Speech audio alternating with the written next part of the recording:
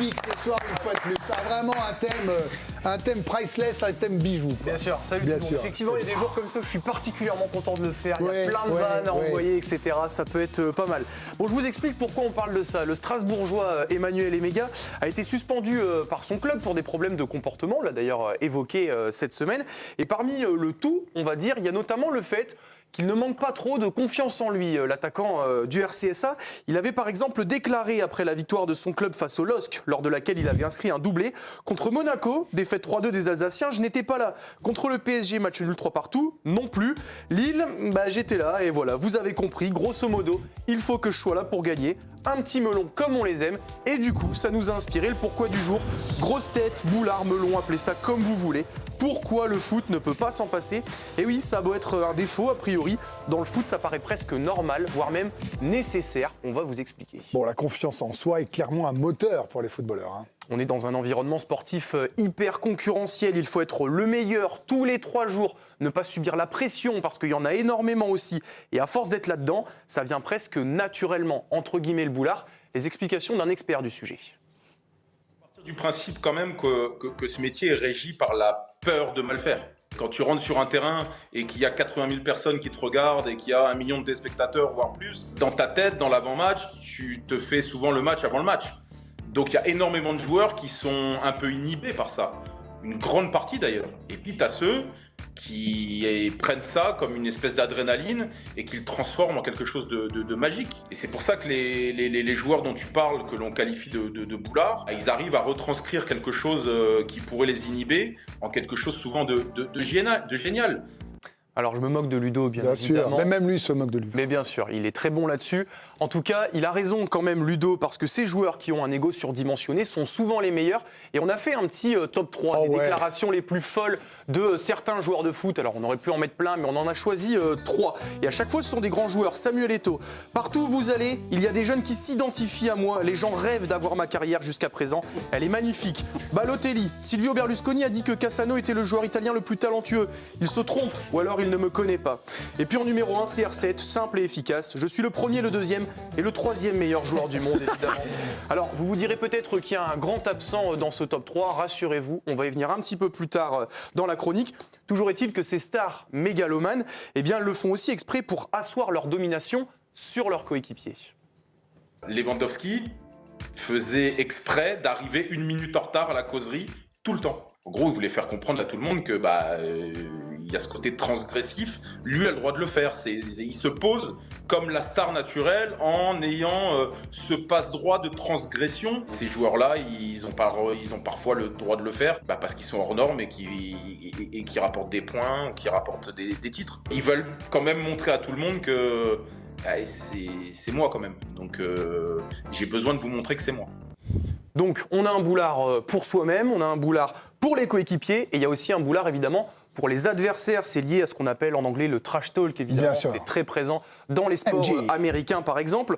On essaie de faire peur, de rentrer dans la tête de l'adversaire. Emega, dont on parlait au début de la chronique, il s'était payé Balerdi en janvier sur DAZN. Balerdi n'arrivait pas à m'attraper, donc il n'a pas arrêté de faire des fautes. Il essayait de me parler, de me toucher. Tout le monde a pu le voir. C'est un petit pour moi, c'est mon petit. Alors certes, il l'a dit après le match. Ça avait fait quand même un petit peu jaser. Alors la question qui se pose, c'est est-ce que les footballeurs, ils pensent vraiment ce qu'ils disent quand ils font ce genre de déclaration? La réponse avec Anthony Met, il est préparateur mental pour des athlètes de haut niveau. Est-ce qu'ils le pensent? Oui. Est-ce qu'ils y croient vraiment? Je suis pas sûr. Mais ils ont cette force-là de se parler dans leur tête en positif, d'exagérer le trait, donc de dire je suis le meilleur du monde, je suis je sais pas quoi. Ils savent que c'est faux, mais quand même en le répétant, leur cerveau va y croire un petit peu. Donc c'est cette espèce d'ambivalence tout le temps entre dire des aberrations ou des extravagances dans l'affirmation de soi, tout en y croyant un peu et en sachant que c'est faux. Sur le plan clinique, les égocentriques narcissiques ont tendance à croire que ça vraiment c'est la vérité. Donc là c'est presque pathologique, on ne peut pas faire grand-chose. Il y a quasiment rien à faire parce qu'ils ne veulent pas en fait, donc on laisse croire ce qu'ils veulent croire. Et puis ne soyons pas hypocrites, si on le fait, c'est aussi parce qu'on adore ça, c'est jouer avec le boulard, ça fait parler et ça nous plaît. Bien sûr. Et le meilleur exemple, c'est Zlatan Ibrahimovic, qui était présent au Paris Saint-Germain de 2012 à 2016. Et son impact a été colossal sur la Ligue 1, que ce soit sur le terrain ou en dehors, parce que c'est une superstar avec un melon difficilement égalable. En même temps, il a quand même un mot tiré de son nom dans le dictionnaire suédois, c'est pas une blague. Le verbe zlataner, à savoir agir en situation de suprématie physique, technique ou tactique, dominer un adversaire de manière outrageante ou humiliante. Rien que ça. Et puis sur Ibra, avec Arthur Girand et Baptiste Vautier, on n'a pas résisté là non plus au plaisir d'un petit best-of. On aurait pu en choisir des dizaines. Je ne connais pas la Ligue 1, mais la Ligue 1 me connaît, bien sûr. Que manque-t-il à la Suède pour gagner l'Euro? 10 autres Zlatan. Bah oui, c'est évident. Et puis ma préférée, je suis le Nord, je suis le Sud, je suis l'Est et je suis l'Ouest. Je suis Zlatan Ibrahimovic. Alors c'est à la fois amusant et consternant, mais surtout, ça fait parler et vendre. Ils sont indispensables parce que c'est eux qui font vivre l'économie du foot. Quoi qu'on en dise, on vient voir ces joueurs-là parce qu'il y a le côté imprévu. Comme ils ne se soucient pas, en fait, ils raisonnent vraiment différemment. Ce sont souvent des personnages qui agissent en premier, qui réfléchissent après, donc ils ne se soucient jamais des conséquences. Donc ils n'ont jamais peur de rater un contrôle, de tenter un geste incroyable, comme ils n'auraient pas forcément peur de répondre à un entraîneur ou de lancer des phrases de choc, ce qui, pour nous, la presse, fait vivre aussi notre économie. Donc c'est pour ça qu'ils sont vraiment indispensables. Alors c'est quoi finalement la limite à tout ça? La limite, je pense qu'elle est en termes d'image, parce que ça peut agacer la grosse tête, par exemple, auprès du grand public. À l'inverse, un joueur comme N'Golo Kanté, il est archi populaire parce qu'il est timide, parce qu'il est humble. On a aussi demandé à notre préparateur mental, justement, quelle était la limite pour ces personnes très, très affirmées. Et après, un des problèmes de ces sportifs-là, notamment dans le foot, c'est qu'on a tendance tellement à les mettre très haut et aussi entre guillemets, à se soumettre à eux du fait de leur autorité, de leur argent, etc., qu'ils ne sont pas habitués comme des politiciens à ce qu'on leur dise non ou à ce qu'on mette des limites. Donc l'absence de limites fait qu'en effet, ils débordent, ils font des fois un peu tout et n'importe quoi. Alors justement, en termes de un petit peu tout et n'importe quoi, ça peut signifier pas mal de choses. Nous, on a tout de suite pensé à Mario Balotelli en termes de footeux bien boulardé, on va dire, et qui a fait du grand n'importe quoi. Lui, on va rappeler certaines de ses frasques. Bien sûr, le légendaire feu d'artifice dans la salle de bain, qui a incendié une bonne partie de sa maison, 500 000 € de dégâts quand même. On aime bien aussi l'activité originale pour tuer l'ennui, à savoir visiter une prison pour femmes en Italie, car je cite, la porte de l'établissement était ouverte. Et puis toujours parce qu'il faut passer le temps, c'est sa justification, je le précise, il s'amusait à lancer des fléchettes sur les jeunes du centre de formation de Manchester City depuis un balcon. Alors heureusement, personne n'a été blessé, mais malgré tout ça, souvent, ce ne sont pas des mauvaises personnes et ça peut même cacher quelque chose d'avoir le boulard. Faut pas confondre, je pense, l'estime de soi ou le boulard extravagant avec la dureté ou une forme de méchanceté. Parce qu'on peut très bien avoir un boulard incroyable et en fait être très friable psychologiquement et être très vite dominé par les autres. Et inversement, on peut avoir l'air soumis et être très dur aussi, avoir des rapports humains très conflictuels et très agressifs. Attention aux apparences des joueurs de foot notamment. Souvent, il y a un écart entre ce qu'on perçoit nous de leur image médiatique ou même dans leur comportement comme ça au premier abord et le comportement qu'ils ont réellement dans leur intériorité et dans leur façon d'être personnellement. Voilà, il faut donc faire la part des choses. Et puis surtout, les footballeurs, ils en jouent aussi. On parlait de Zlatan, il le faisait exprès. Il savait très bien aussi que ça allait faire parler et que ça allait faire un petit peu rigoler tout le monde. Et puis, c'est le genre de personnalité qui ne laisse pas indifférent. N'est-ce pas, Ludo ? Et dans ta vie, tu as envie de rencontrer pas que des gens qui sont tous les mêmes. Tu as envie de croiser des ovnis de temps en temps. Bon, vous, à l'équipe, vous avez la chance de me connaître. C'est déjà pas mal. Bien sûr, bien sûr. C'est tout ce qu'on attend de lui, en fait. C'est juste tout ce qu'on attend. Mais vous savez, il le pense quand même un peu. Et c'est pour ça que je l'aime encore plus. Mais c'est ça le pire. Bien sûr, c'est pour ça que tu reconnais quelqu'un qui a le boulard. Et qu'il est sûr de ce qu'il est en train d'affirmer. Mais bien sûr, et c'est pour ça aussi qu'on l'a appelé Melon d'Or 2025 sur la petite présentation. Bon, en tout cas, moi aussi, je voudrais finir en citant Zlatan Ibrahimovic par rapport à mon passage sur ce plateau pour cette chronique. Je suis arrivé comme un roi et puis je vais partir comme une légende. Merci Romain, bravo. Et merci à Arthur et à Baptiste qui vous ont aidé à préparer ça. Djibril, je vous voyais attentif. Première question, est-ce que vous avez croisé des méga boulards Melon d'Or dans votre carrière ? Jouer avec ou contre ? Non, avec. Dans le vestiaire, est-ce qu'il y avait des joueurs qui étaient vraiment comme ça ? Et est-ce que c'est source de dispute ou alors ça vous amuse parce que vous vous dites c'est sa personnalité puis allez, tant pis. Franchement, non, j'ai pas le souvenir. Pas le souvenir de ça. Non, et Non, moi j'aime bien. Enfin, si tu prouves, voilà, c'est ça. C'est pas le boulard. Pour moi, Zlatan, j'ai eu mon idée de lui, j'ai une idée différente maintenant de lui. Mais le mec, il te dit tu es nul, je vais te mettre 4 buts, il les met. Pour moi, c'est pas du boulard. Il est sûr de lui, il est conscient de ses qualités, il sait ce qu'il va faire et il fait. Donc pour moi, faut pas humilier les coéquipiers, par exemple, parce que parfois il était un peu dur avec ses jeunes. Mais ça reste dans le respect quand il dit quand même. Il minimise pas le club, il se pose. Sur Paris, il leur a mis des tirs pour les faire grandir quand même. Il a dit j'ai jamais vu ça. Il a avec Milan. Dans une idée de. Mais quand il dit je suis venu en prince et je repars en légende. Est-ce que c'est faux? Non, bien sûr que non. Voilà. Il a évidemment fait connaître la Ligue 1, le PSG, tout ça. Bien sûr. On peut lui reprocher de ne pas avoir gagné la Ligue des Champions avec Paris, mais on ne peut pas lui reprocher d'avoir fait grandir le club à vitesse grand V. C'est lui que les supporters. Je suis un peu moins d'accord sur le boulard de Mario. Balotelli, il est foufou, il est fou, inconscient si vous voulez, mais boulard, je trouve pas trop. Non, mais il avait quand même conscience, à son sommet, à son prime, il a sorti 2-3 phrases où il disait qu'il était fort. Mais après, effectivement, il a dit un jour, Balotelli, de façon très simple, le seul joueur dont je suis sûr qu'il est meilleur que moi, c'est Lionel Messi. Le reste, à voir. Et un dernier mot, parce que vous aviez noté, ils savent très bien que ça plaisait à tout le monde, c'est des joueurs qui n'étaient pas forcément comme ça dans la vraie vie, c'est aussi une façon d'être, comme un costume, quoi. Ouais, ça c'est pour ça que je dis que j'ai une autre idée de Zlatan, c'est que mon fils en Angleterre joue contre son fils quand il était à United. Et mon fils passe en courant et il me dit il y a Zlatan là-bas. J'ai dit ouais, ça m'étonnerait, un terrain de campagne, je pense pas qu'il y ait Zlatan. Donc je marche. Et il y avait bien vous. Et il était là. Ah, oui. Et je lui dis qu'est-ce que tu fais là? Il me dit je viens voir mon fils, là, l'autre avec les lunettes là. Il me dit c'est mon fils. Et du coup on a passé une demi-heure, 3/4 d'heure, 1 heure à parler. Et c'est là où je me suis dit putain, mais le mec, où il joue un personnage, ou c'est vraiment pour se donner un genre sur le terrain, mais vraiment un mec cool, un mec sympa. On a parlé de choses que ça m'étonnait même qu'il se rappelle.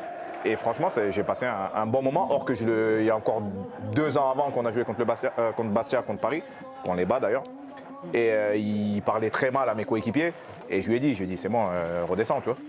Mais donc 2 ans plus tard, j'ai changé d'avis sur lui. Et je pense que c'est vraiment un personnage qui se donne.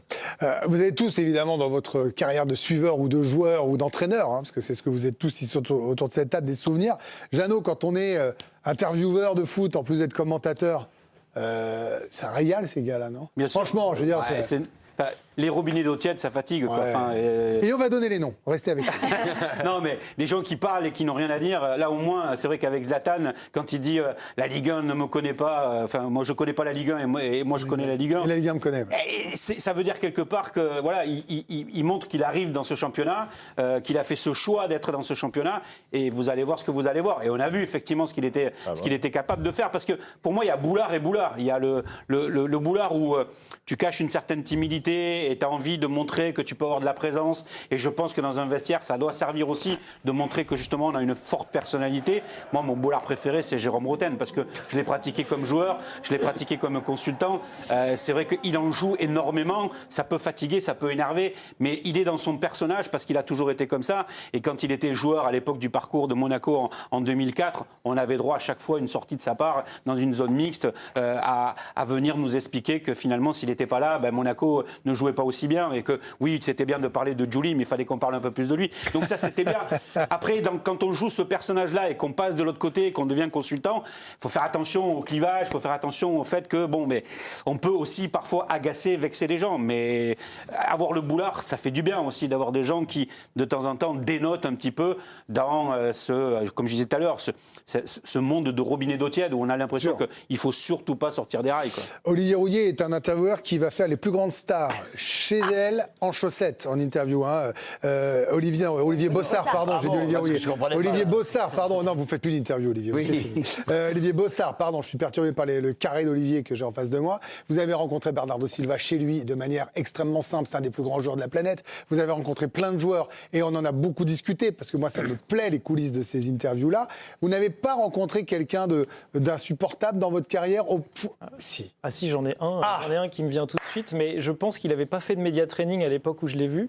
C'était Erling Haaland du côté de Dortmund quand il avait 19 ans, et ça a été une des pires interviews que j'ai jamais fait. Heureusement que j'avais un petit peu d'expérience et que j'ai pu le relancer. C'était yes or no les réponses? C'était ça. C'était yes, no, c'était des hochements d'épaule.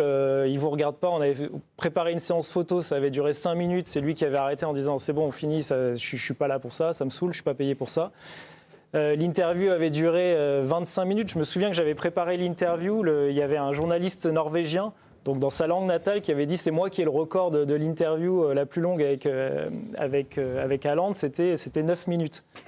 Je dis, moi j'y allais pour faire une et pour remplir 10 pages, donc j'espère qu'il va me donner un petit peu plus. Donc j'avais préparé 1 tonne de questions. Je me souviens que le directeur sportif de Dortmund, quand je suis arrivé, m'avait dit j'espère que vous avez prévu des grandes photos parce que ça ne l'intéresse pas. Et finalement, on s'en était sorti, on avait posé 60 questions, ça avait duré une vingtaine de minutes et il était parti aussi vite qu'il était arrivé. Ben oui, 60 questions, c'est que vraiment c'était des réponses très courtes. Parce que pour vous expliquer, quand vous arrivez avec une cinquantaine ou soixantaine de questions, on dit que l'interview est réussie à 20-25. C'est-à-dire qu'il y a un échange. Si vous en avez passé 60, c'est qu'il n'y a pas eu d'échange. Non, mais comme quoi le média training aujourd'hui aide beaucoup les joueurs, parce que quand je le vois aujourd'hui, c'est plus du tout. Média training, c'est que les clubs payent des séances pour que vous deveniez meilleur. Les clubs ou les conseillers. Ou les conseillers. Ah oui. Mais alors peut-être qu'aujourd'hui il serait meilleur. Ça serait intéressant de le refaire pour voir s'il a progressé ou ça l'intéresse pas du tout. Il l'est. Mais moi, je trouve que c'est quelque chose d'intéressant parce que nous, médias, on participe aussi à ça. On aime bien tendre le micro justement à ces joueurs-là, plutôt ce que disait Jeannot, plutôt qu'à celui qui va aller nous déverser des robinets d'eau tiède. Donc on aime bien, on adore et c'est des joueurs qui nous marque plus que d'autres, clairement. Il était fier de lui quand tu l'as rencontré. Et il avait un petit peu ce côté, vous allez voir ce que vous allez voir dans quelques années. Il prenait un peu de haut. Oui, il était sûr de lui. Olivier Rouillet était un peu mal à l'aise. Je ne sais pas si c'est le mot, je ne veux pas vous mettre mal à l'aise, justement. Mais c'est pas. Non, mais c'est un thème que vous étiez curieux d'écouter les copains. C'est pas votre conception. Non, c'est pas ça. C'est que dans tout ce que tu nous as montré, c'est les boulards sympas. Oui. C'est les boulards qui ont réussi. Et comme disait Djibril, c'est les mecs, ils te disent quelque chose. Là, 3 jours après, ils le font. Ronaldo, moi, c'est un bonheur absolu. Parce qu'il te dit tout ce que tu veux, mais il le fait, le garçon. Et quand il dit je suis le premier, le deuxième, troisième, à un moment donné, tu es le premier, le deuxième, troisième. Il faut être clair.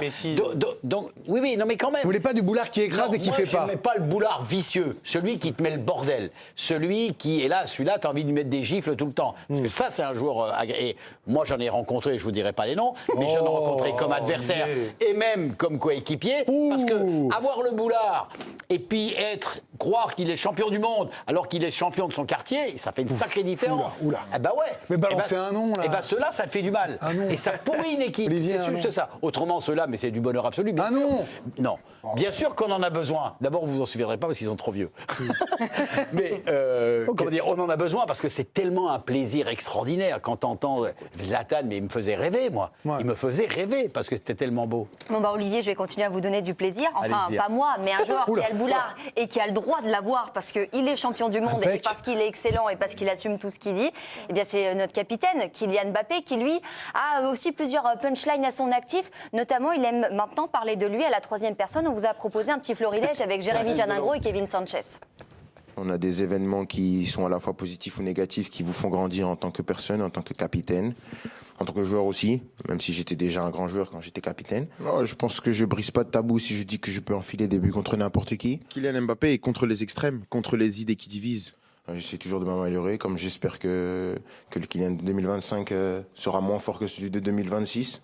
Voilà, pour Mbappé, on en parlera tout à l'heure. Est-ce qu'il est plus fort que jamais? Ça sera le thème de 20h37. Mot de la fin, Romain? Oui, absolument. Je vais tout simplement le laisser à Ludo Bragnac.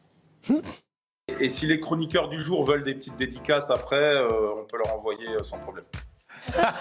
Merci Romain, merci Ludo.